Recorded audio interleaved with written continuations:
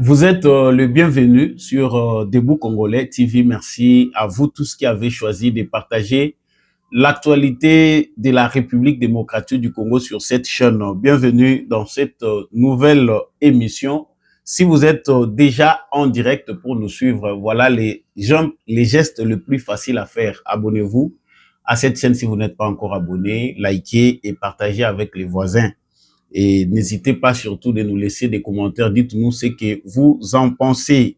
Et merci aussi de mentionner depuis où vous nous suivez à travers la République démocratique du Congo, d'où vous nous suivez à travers les mondes.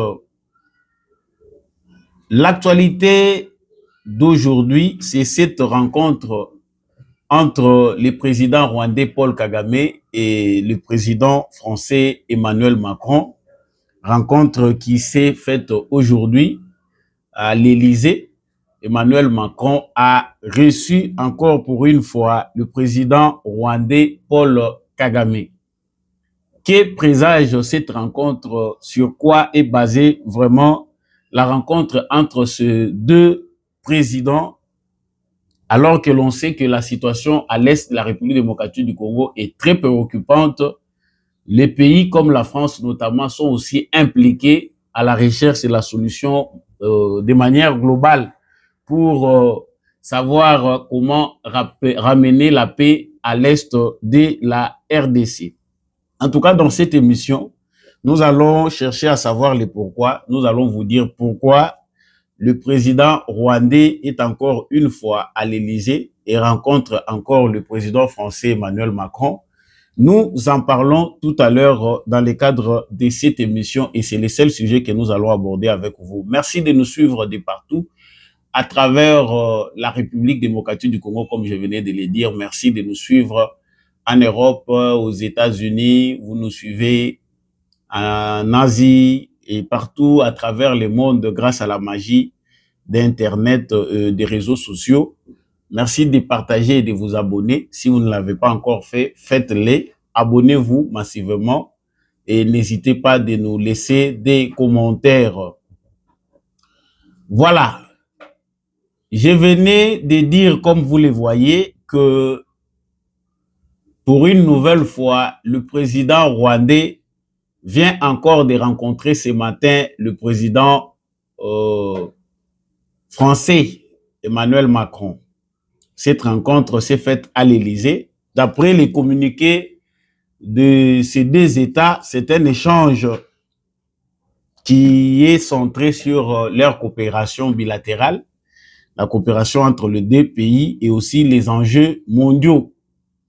Mais pour les Congolais qui ont besoin de l'information, ils doivent toujours savoir qu'il y a quelque chose qui ne cloche pas, qu'il faut soit dénoncer ou éclaircir pour permettre aux autres de comprendre ce qui se passe réellement entre la France et le Rwanda dans la situation à l'est de la République démocratique du Congo. Il s'efface que la situation à Washington, où des experts de la République démocratique du Congo et du Rwanda sont réunis pour harmoniser les points de vue afin d'aboutir à un accord de paix entre le Rwanda et la République démocratique du Congo.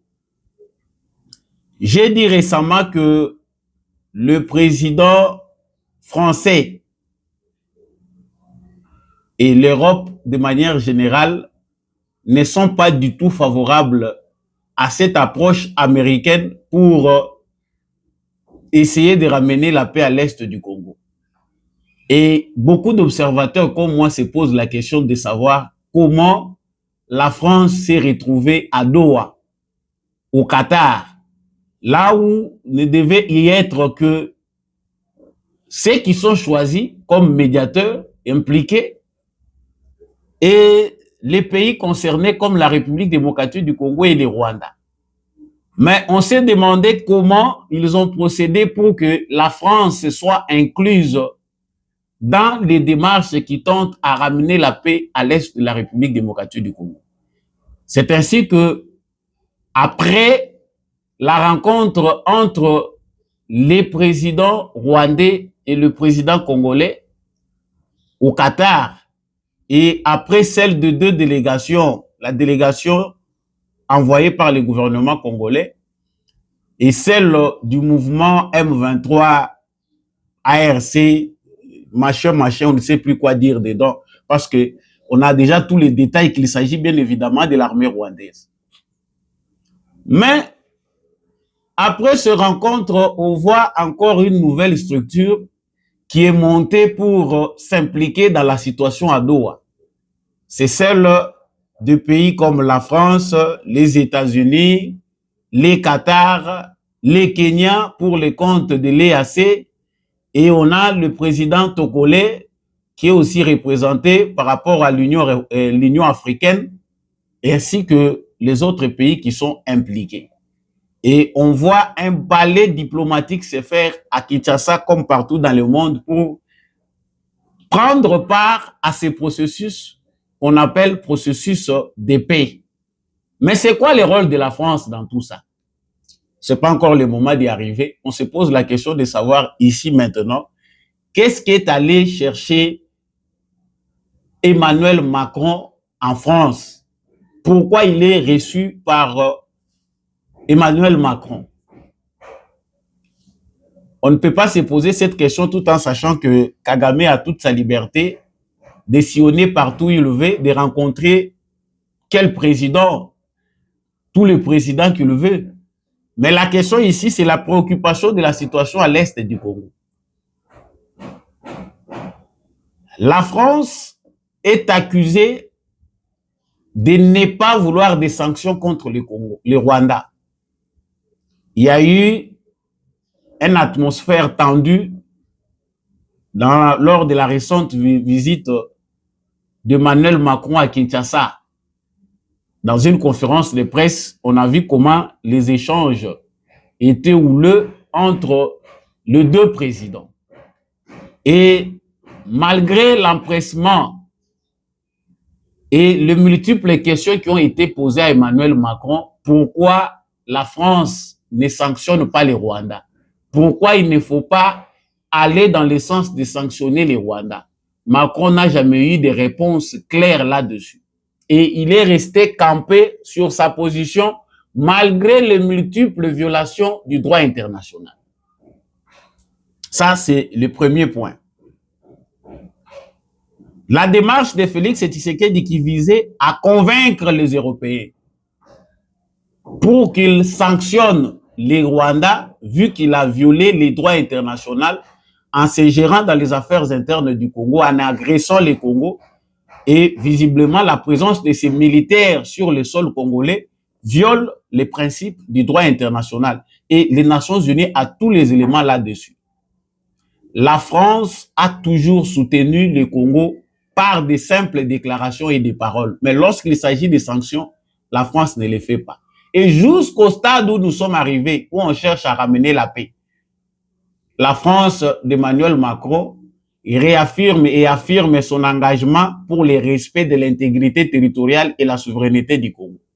Mais dans les actes posés, Paris tente de dédouaner les Rwandais. J'en ai parlé dans les récentes émissions où on voit clairement les rôles que Paris veut jouer avec certains opposants congolais et les évêques de la Cinco pour initier un dialogue qui, dans l'objectif, vise à dédouaner Paul Kagame, dire que le vrai problème, il est au niveau de la gouvernance en République démocratique du Congo. Le vrai problème, c'est Tshisekedi. Alors, il faut que les Congolais aillent s'entendre entre eux et laisser Kagame de côté. Pourquoi il faut mettre ensemble les problèmes internes du Congo et la question de l'agression de la République démocratique du Congo par les Rwandais, qui est une question internationale qui relève du droit international? Je pense que je ne suis pas le seul à me poser cette question. Donc, ici, pour ceux qui concluent déjà que Macron est celui qui est en tête Paul Kagame, vous avez raison de le dire. Parce que entre les actes posés par Paris et ce qu'on voit Kagame faire, on sent clairement que il y a quelque chose qui ne cloche pas. D'autres pays ont été déjà à l'initiative. Les pays comme l'Allemagne, la Belgique ont essayé de faire quelque chose pour stopper l'élan belliqueux du Rwanda. Mais la France, c'est le seul rempart de Paul Kagame parce qu'en Europe, c'est la France qui ne veut pas que les choses aillent dans ce sens. Les récentes révélations ont démontré que même les dirigeants du M23 sont quelque part liés à la France. Le porte-parole du mouvement M23 a une entreprise en France, entreprise bien enregistrée, qui opère dans les commerces des minerais. Et ça se passe en France. Vous allez comprendre pourquoi Macron ne veut pas que Tshisekedi ou le monde se débarrasse de Kagame. Donc, ceux qui sont derrière, c'est des entreprises françaises qui ont encore besoin de Paul Kagame pour continuer à exploiter les Congos, mais de manière illicite. Donc, cette présence de Paul Kagame en France est une menace pour les Congos et les Congolais. Les Congolais sérieux qui sont derrière les intérêts de leur république pensent que M. Emmanuel Macron est en train de vouloir saper les efforts qui sont fournis pour ramener la paix à l'est de la République démocratique du Congo. Mais on se pose la question, pourquoi Emmanuel Macron veut s'imposer partout? Parce qu'il ne s'agit pas ici seulement de la République démocratique du Congo. Il ne s'agit pas seulement du problème congolo-rwandais, mais même entre l'Ukraine et les États-Unis. Donc, tous les processus de paix, la France veut être là dans les débats, mais sauf pour ramener la paix. Chers Congolais, moi je pense que les récents événements qui se sont déroulés à l'ambassade de France n'ont pas eu raison. N'ont pas eu raison sur la France, ils n'ont pas compris. Emmanuel Macron ne changera pas, malheureusement. Vous avez vu comment on a brûlé l'ambassade de la France l'autre fois. Il y a des gens qui ont voulu caricaturer cela pour présenter sous un mauvais jour, dire qu'il y avait des gens qui ont été préparés pour aller commettre cet acte. La France est chassée partout en Afrique. À l'ouest de l'Afrique, on ne veut plus entendre parler de la France. Mais voilà encore que les actes que la France pose en République démocratique du Congo poussent ici le plus grand pays francophone à se débarrasser de la France. Parce que il ne s'agira pas de la question, ce n'est pas une décision que va prendre Tshisekedi, mais c'est les Congolais qui vont finir par se lasser de la France. Moi, je crois que les Congolais ne sont pas encore fatigués. Parce que on ne peut pas être indifférent, ne pas réagir face à une telle menace. On imagine que la France ait le même problème que celui du Congo et que qu'ils voient les autres se comporter de la sorte, avec le langage facile qu'ont les Français, des durs de n'importe quoi, on pense que nous serons traités de tous les noms. Donc, la France veut faire partie à ce qu'on peut appeler partage du gâteau. La France voit d'un mauvais œil l'implication américaine qui est devenue aujourd'hui une implication incontournable. Il y a beaucoup de temps qu'on a eu ici à laisser à M. Emmanuel Macron de réunir, de tenter d'apporter ce qu'il pouvait appeler solution. Tout le monde l'a laissé faire. On n'a pas vu les États-Unis d'Amérique s'impliquer lorsque Macron était à l'initiative pour mettre autour d'une table Félix Tshisekedi et Paul Kagame. Jamais on a vu les Américains vouloir venir s'immiscer dans cette affaire. Et Macron l'a fait à maintes reprises. Mettre Tshisekedi et Paul Kagame ensemble. Ça s'est vu. Mais la dernière démarche a raté. Lorsque Macron a encore tenté de vouloir associer Tshisekedi, il les a encore invités à Élysée pour essayer de jouer la médiation. Ni Tshisekedi, ni Macron n'avaient accepté cette rencontre. Ça veut dire que c'était l'échec de la médiation française. Pendant ce moment, les choses étaient entre les mains de l'ancien président et du président actuel de l'Angola, Joao Lourenço, qui jouait la médiation pour les comptes de l'Union africaine. Et là encore, Macron est à la base du désordre. Et on a vu comment il s'est empressé dernièrement pour rappeler le président angolais Joao Lourenço. Vous l'avez vu récemment en France, non? Coopération bilatérale, voilà, la France et l'Angola se rapprochent davantage, nous allons collaborer, les entreprises françaises iront en Angola, voilà, patati patata. Mais le vrai problème que Macron cherchait derrière le président angolais, c'est le Congo. Il voulait toujours s'immiscer, être dans cette affaire. Et vous verrez même que si Kagame est arrivé à boycotter les processus qui tendaient à sa fin à partir de la médiation angolaise, la France est pour quelque chose. Et Macron a joué un grand rôle là-dessus. Nous savons que Félix Tshisekedi et Macron, dès le départ, n'ont pas été d'accord.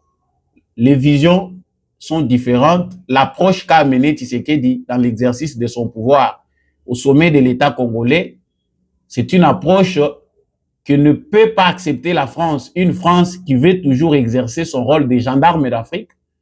Une France qui veut continuer à exploiter des Africains comme s'il s'agissait de petits enfants qui ne comprennent rien, alors que les Africains sont déjà à moitié révoltés parce qu'on n'est pas encore arrivé au point culminant où ça peut peut-être ressembler au racisme parce que la France n'a pas encore compris le langage de la révolution.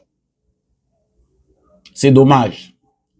Donc, pour Macron, comme les États-Unis sont très bien impliqués et les Américains, sous l'administration Trump, ne parlent que de leurs intérêts. Ils n'ont rien à voir avec les intérêts des Européens, des Français. Non, chacun pour soi, Dieu pour tous.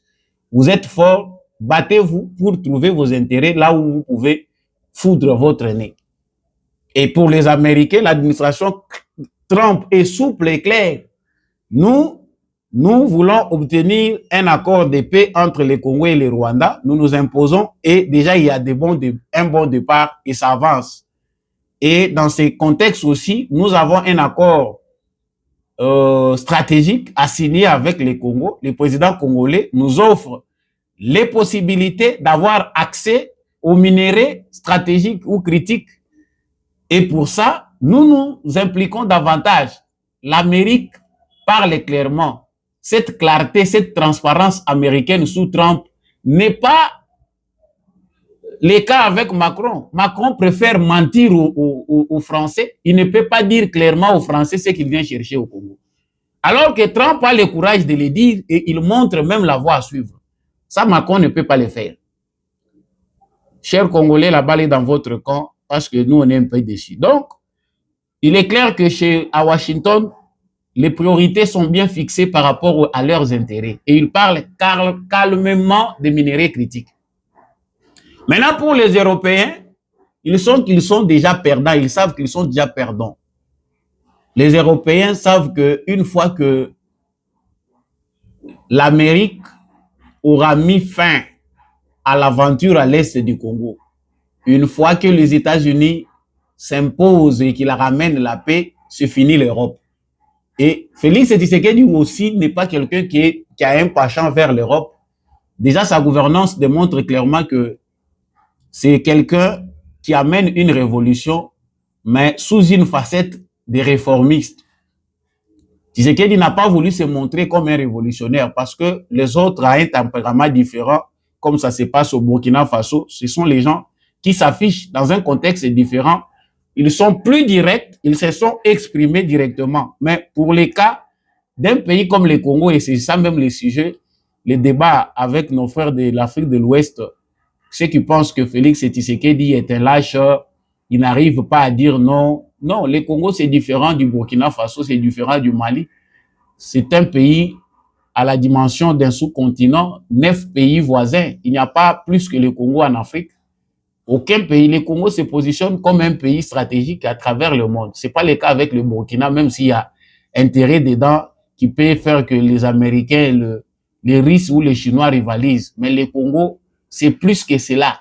Et le Congo ne peut pas se battre contre 9 pays voisins manipulés. Et tout ce que le Congo a connu mérite une sagesse pour gouverner, bien savoir orienter la politique de ces pays. Et c'est pourquoi on loue la patience de Tshisekedi, parce que s'il était quelqu'un comme le président burkinabé, qui devait aller les choses directement, on l'assassine et c'est tout, ça passe. Il sait bien se camoufler, mais il sait aussi dire non quand il le faut. Donc, dans cette affaire des Européens qui veulent chercher, Tshisekedi a mené une campagne diplomatique qui a été très mal vue ici au Congo par certains qu'il appelait président voyageur, il veut partout, sauf rester à l'intérieur de son pays pour voir les affaires internes de son pays. Il a dit clairement aux Européens, vous devez comprendre qu'aujourd'hui, si vous voulez coopérer avec nous, vous devez nous respecter. Vous prenez ce que vous prenez. Nous aussi, nous prenons ce que nous prenons. Chacun a ses priorités. Nous, notre priorité, c'est le développement. Voilà la nouvelle ligne de conduite. Ça, les Européens n'en veulent pas. Ils sont tellement hantés par les mauvais esprits qu'ils ont hérités de leur père, qu'ils ne savent pas à quel moment il faut laisser l'Afrique libre. Et ça, c'est ce qu'on voit avec le Macron. On s'acharne sur Macron, quelqu'un d'intelligent, mais qui est pris en otage et bien manipulé par les francs-maçons et les banques et les entreprises qui sont derrière lui. Voilà pourquoi ils ne sont pas prêts à dire la vérité. Que cherche la France en République démocratique du Congo? Chers Congolais, moi je vous dis que moi aussi en tant que Congolais, je suis révolté. À la place de Tshisekedi, je ne serai pas patient parce que Tshisekedi, on lui donne raison parce que chaque fois, il finit toujours par avoir raison. Avec le temps, on pense que Tshisekedi est un lâche, mais quand on arrive vers la fin, on comprend que c'est un monsieur qui agit avec sagesse. Si tout dépendait de moi, chers Congolais, demain, la France doit enlever son ambassade en République démocratique du Congo. Et c'est bien clair là-dessus. La France doit apprendre à respecter la souveraineté et l'intégrité d'autres pays. Si la France veut garder ses bonnes relations avec le dictateur rwandais Paul Kagame, un monsieur fini, quelqu'un qui est acculé de partout. Les Nations Unies ont démontré l'implication du Rwanda dans l'Est de la République démocratique du Congo. Les Nations Unies ont démontré qu'il y a présence des militaires rwandais sur le sol congolais. À quand les sanctions?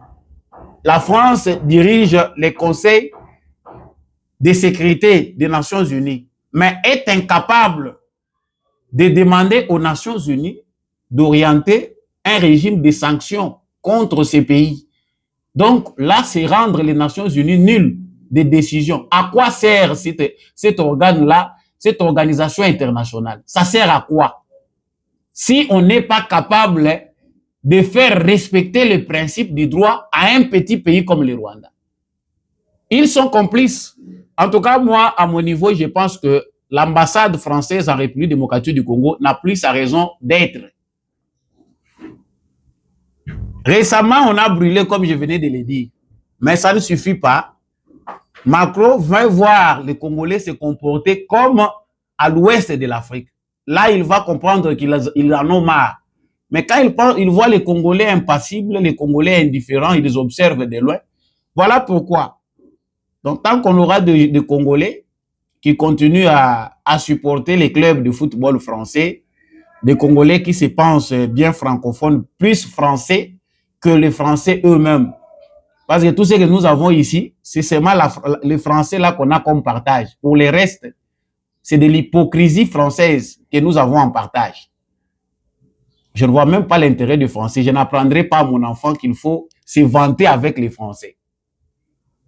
C'est le temps de revoir même avec l'éducation nationale en République démocratique du Congo, comment il faut insérer dès la maternelle l'anglais comme deuxième langue officielle et écarter un tout petit peu le français parce que même les intérêts ne convergent plus.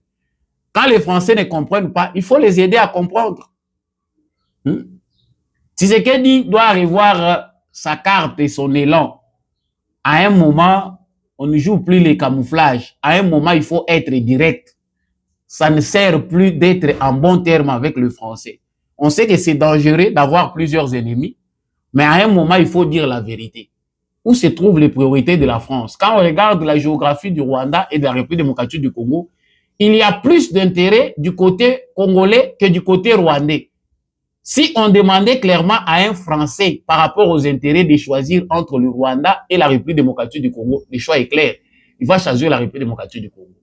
Premier pays francophone, la plus grande démographie de l'espace francophone, c'est le Congo. qu'est en train de marginaliser M. Emmanuel Macron.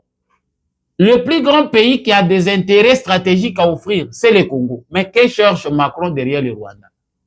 C'est une question de mentalité. Ceux qui n'ont pas compris que les vieilles mentalités n'ont plus leur place, n'auront que leurs yeux pour blairer. La carte américaine est incontournable, malgré ce que Macron veut faire comme manipulation derrière le président rwandais, Paul Kagame. Il faut savoir que Tshisekedi a aussi quelque part une longueur d'avance. C'est difficile à comprendre pour l'instant précis. Les gens vont dire, voilà, c'est Tshisekedi qui est dans une situation délicate et il ne va pas s'en sortir seul comme ça. Il n'y a pas moyen, il est coincé. Faux. La carte qu'a joué Tshisekedi est une dernière. Les Américains vont prendre la plus grande part. Et ils vont aider les Congos à se sauver. Et c'est ça même l'objectif. Les Américains ne vont obtenir que ce qu'ils veulent. Et le Congo va aussi obtenir ce qu'il veut. Et ça se passe entre deux personnes qui connaissent bien les lois de business. L'intérêt passe avant tout. Que peut offrir l'Amérique? Que peut offrir le Congo? L'Amérique a les possibilités de rétablir la paix à l'est du Congo. Et Tshisekedi n'a pas tort de laisser l'Amérique prendre le dessus dans cette affaire. Si les entreprises américaines s'implantent à l'est du Congo, si l'Amérique s'ingère pour récupérer les sites importants où il y a les minéraux stratégiques comme le cobalt et le lithium, mais c'est fini. Qui va encore venir faire la guerre dessus? Voilà pourquoi les attardés cherchent à défendre les statu quo. Monsieur Emmanuel Macron est un défenseur du statu quo. Sa vision ne marche pas avec celle de Trump. Voilà pourquoi il est obligé de tirer les ficelles de partout. Qu'ils s'entretiennent avec M. Kagame, qu'ils fassent ce qu'ils peuvent faire. Le plus important, c'est avoir un Tshisekedi qui sait mieux défendre les intérêts du Congo, c'est d'avoir un peuple congolais déterminé. L'émission se termine là pour aujourd'hui. Toutes les analyses ne vont pas quand même finir dans une seule émission. Vous avez des questions à nous poser, vous avez apprécié nos analyses et l'actualité d'aujourd'hui. Abonnez-vous à cette chaîne, likez, surtout n'oubliez pas de partager avec les voisins et dites-nous ce que vous en pensez dans les commentaires. J'ai dit merci à l'équipe technique qui m'a accompagné, merci à vous tous qui nous avez suivis de partout. On se retrouve prochainement avec un nouveau numéro.